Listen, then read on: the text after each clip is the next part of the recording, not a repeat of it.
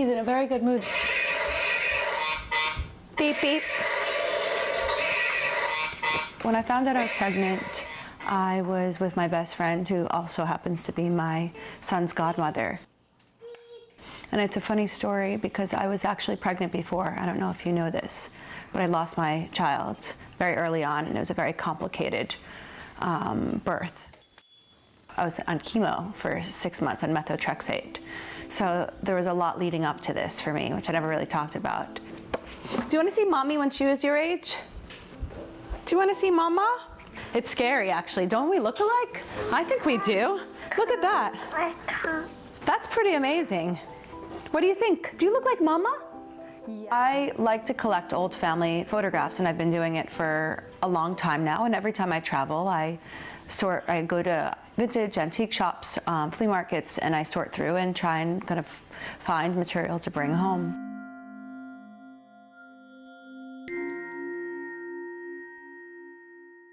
I started thinking a lot about this woman and this child and this album that I have and what they must have been going through in 1938 Germany. I think I was, maybe 6 months pregnant when Donald Trump became our president. Not inaugurated, of course, that was January. There was a lot of uncertainty, there was divisiveness, there was lots of hate, and there was a lot of fear of bringing Judd into this world. I did realize that I wanted to, in some ways, create some type of dialogue between me and this German mother. So for me, when I heard Judd's heartbeat for the first time, that was a very powerful moment.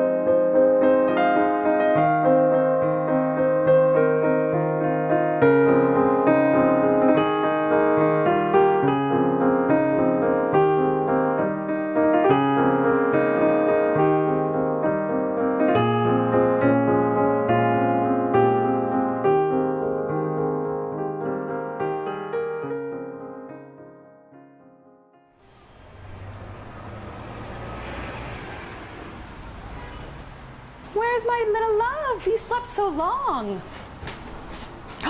Where is my baby? Oh, is somebody getting their diaper changed?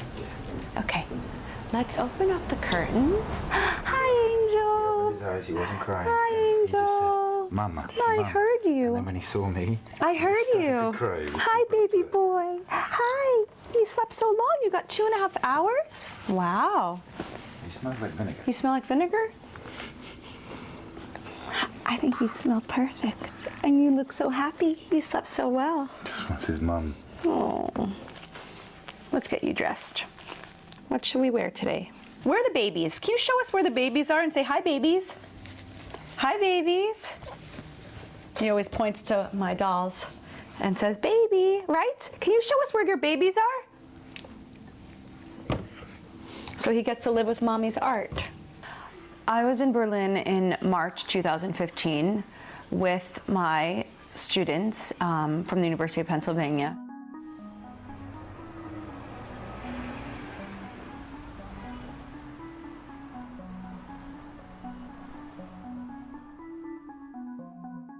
I believe it was a Sunday at the Mauer Park in Prenzlauer Berg, which is an amazing flea market if you're not familiar with it. And I remember sorting through this one box. It was a really large box, and there were hundreds of albums, mainly on maybe larger albums. But there was this one little object really intimate object. It was the smallest amongst all of these larger albums. And there was something about this little gem that resonated with me immediately. And then I open it and start looking at the photographs, and I was astounded. They were so beautiful, so haunting, so touching.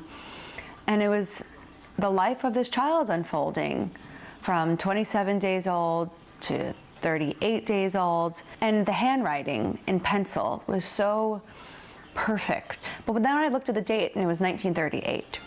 And that's when I got chills. Show window of Adolf Hitler's Nazi Germany today is its capital city, Berlin. Here the casual visitor may be surprised by the air of prosperity, the well-dressed crowds, and by the abundance of rich food served in its cafes and terraces. Nowhere does the visitor see privation or hunger. My family is German, Jewish German, and many fled in 1939. So it struck a chord with me and resonated with me deeply. So many artists say, oh, you will never make art the first 2 years of being a mother. I knew I wanted to do something that first year. Let me say, it was almost impossible to make. I reconstructed these images with the help of my husband.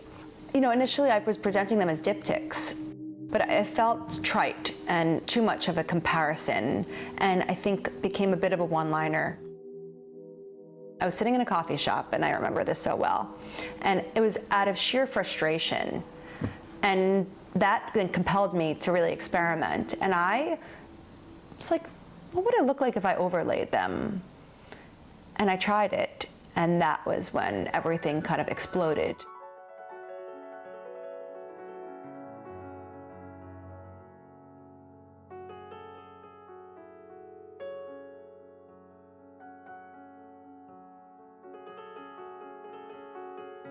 I had very little information. I had the photographs, I had the date, which enabled me then to know how old the child was in those photographs, and that was it.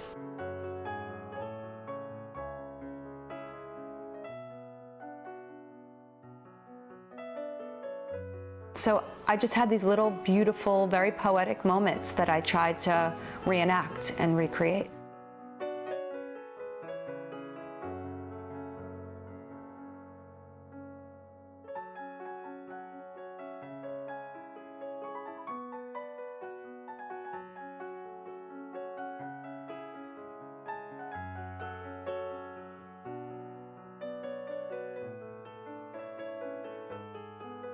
I actually think we look a little bit alike. And as I was editing these pictures and merging them together, it was quite amazing. I mean, I think about her age, you know, I mean, I think she looks a little older than me, but then again, who knows? But there are certain facial features that we share, and obviously I know our facial features so intimately at this point after laboriously editing them. All of this amazing magic unfolds.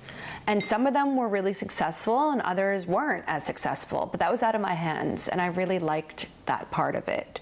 You know, and the grain meeting the digital, you know, and of course the time period, the period clothing and, you know, objects, like even the stroller, for instance, you know, kind of seeing those juxtaposed and kind of meeting physically in conversation.